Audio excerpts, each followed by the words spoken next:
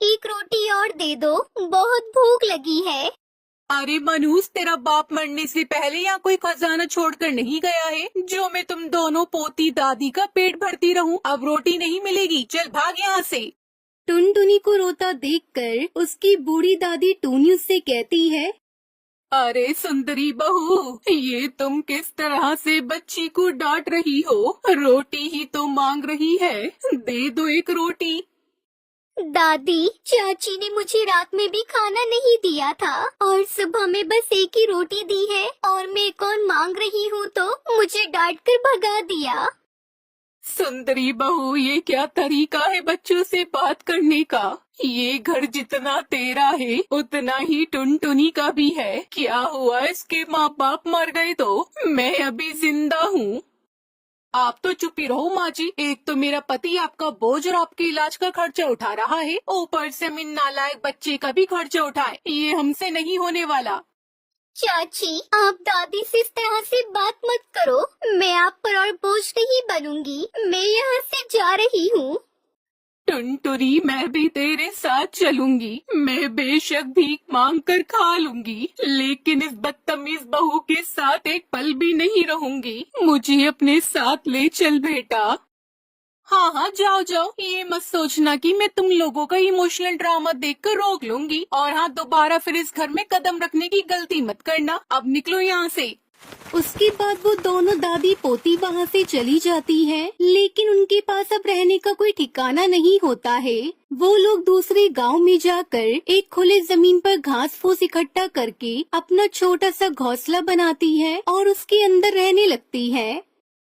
दादी, लगता है धूप में चलने की वजह से आपको लू लग गई है। दादी, अब फिक्र मत कीजिए, सब सही हो जाएगा। आप यही आराम करिए, मैं गांव में से किसी डॉक्टर को बुलाकर लाती हूँ। फिर टुनटुनी डॉक्टर को लेकर आती है और अपनी दादी का इलाज करवाती है। दादी, अब चिंता मत कीजिए, भगवान पे भरोसा रखिए और मेरे साथ तो आपका आशीर्वाद हमेशा बना रहेगा। ऐसे ही कुछ दिन गुजर जाते हैं। फिर टुनटुनी अपना घर चलाने के लिए दूसरे पक्षियों के घरों में झाड़ू पोछा करने लगती है।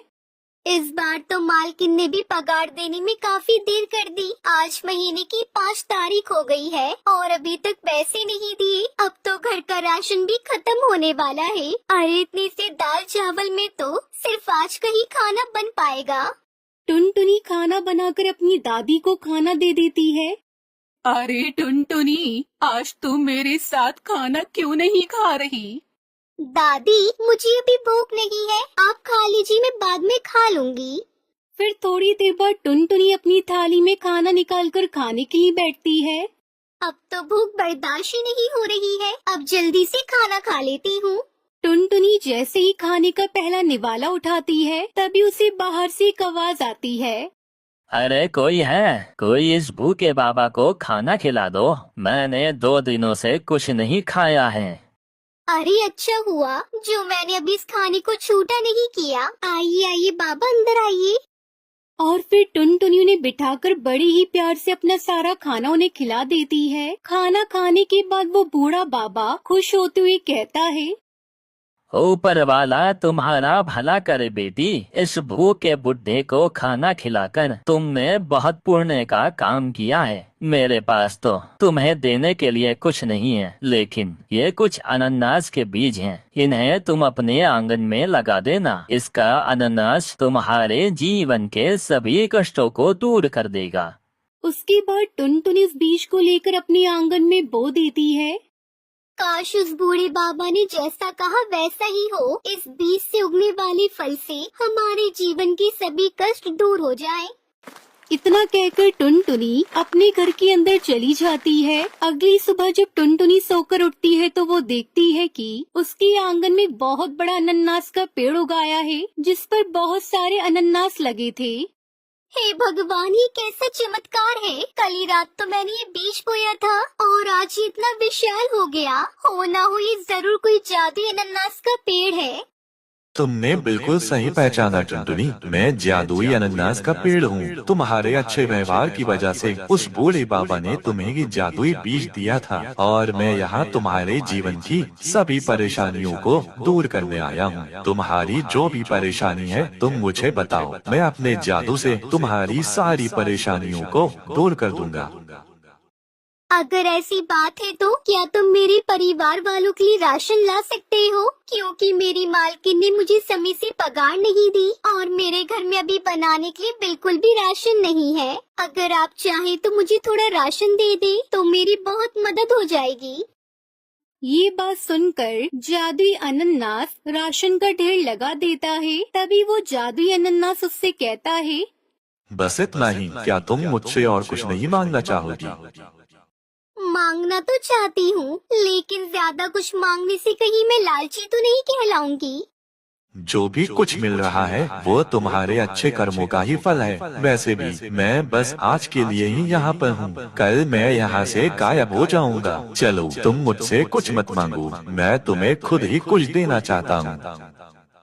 उसके बाद जादुई अनानास का पेड़ अपने जादू से टुनटुनी के लिए बहुत ही सुंदर जादुई अनानास का घर बना देता है।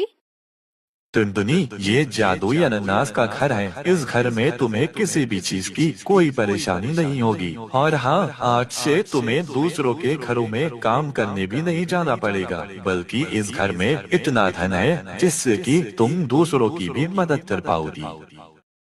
आपका बहुत बहुत शुक्रिया जादुई अनानास के पेड़, ये जादुई अनानास का सुंदर सा घर देने के लिए आपका तहे दिल से शुक्रिया। उसके बाद वो जादुई अनानास का पेड़ वहाँ से गायब हो जाता है और टुनटुनी उस जादुई अनानास के घर में अपने परिवार के साथ प्यार से रहने लगती है और गरीब और बेसहारा पक्षियों की सहायता करने लगती है। वहीं दूसरी तरफ टुनटुनी की चाची सुंदरी कौवी के पति का कारोबार में बहुत बड़ा लॉस होता है और उस नुकसान के चलते उसे अपना सब कुछ बेचना पड़ता है और फिर किराए के एक छोटे से घर में रहना पड़ता है। सुंदरी, मुझे मुखिया के यहाँ चंद पैसों की मजदूरी मिल गई है। लेकिन इतने कम पैसों में हमारा क्या होगा? हमारे घर का खर्चा कैसे चलेगा? सुंदरी, आज जो कुछ भी हमारे साथ हो रहा है ना, वह सब तुम्हारे ही बुरे कर्मों का फल है, समझी? और इस तरह सुंदरी कौवी को दूसरों के घरों में झाड़ू पोछा करके अपना घर चलाना पड़ता है और इस तरह उसका सारा घमंड टूटकर चकनाचूर हो जाता है। और वहीं दूसरी तरफ टुनटुनी अपनी दादी के साथ जादुई अनानास के घर में खुशी खुशी रहने लगती है।